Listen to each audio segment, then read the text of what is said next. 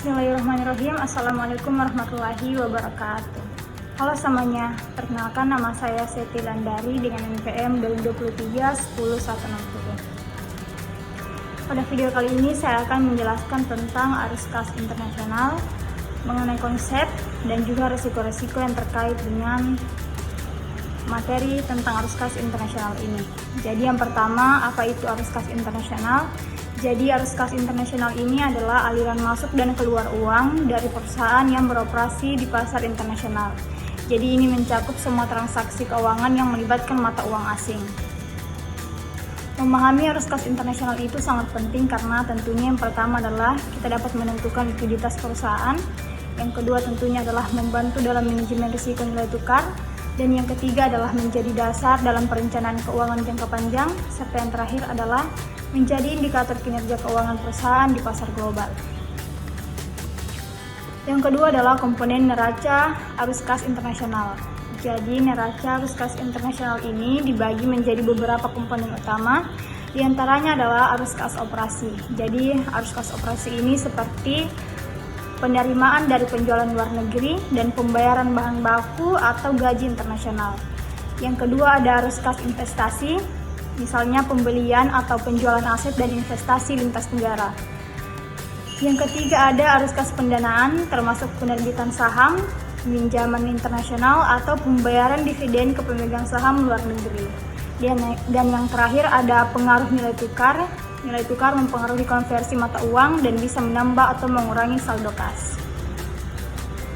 Baiklah, selanjutnya kita akan membahas faktor yang mempengaruhi arus kas internasional.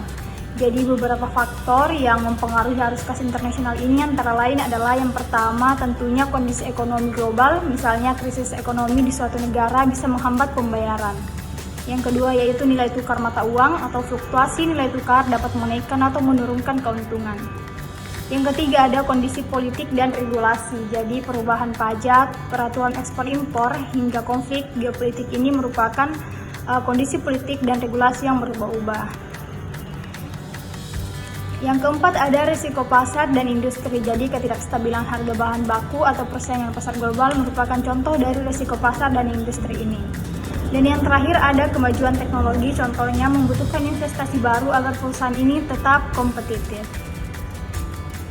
Selanjutnya kita akan membahas tentang risiko dalam arus kas internasional. Jadi beberapa risiko utama dalam arus kas internasional ini meliputi yang pertama yaitu tentunya risiko nilai tukar. Artinya perubahan nilai tukar bisa membuat penerimaan berkurang saat dikonversi ke mata uang domestik. Yang kedua yaitu risiko politik seperti embargo, perang dagang atau perubahan kebijakan negara mitra. Yang terakhir ada risiko kredit, pembeli atau mitra luar negeri tidak mampu membayar tepat waktu.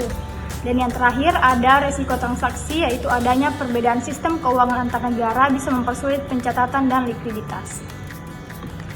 Jadi itulah tadi penjelasan saya mengenai arus kas internasional, penjabaran detailnya dan juga resiko-resiko yang mungkin dihadapi. Jadi semoga video ini bermanfaat dan bisa membantu teman-teman dalam memahami materi arus kas internasional.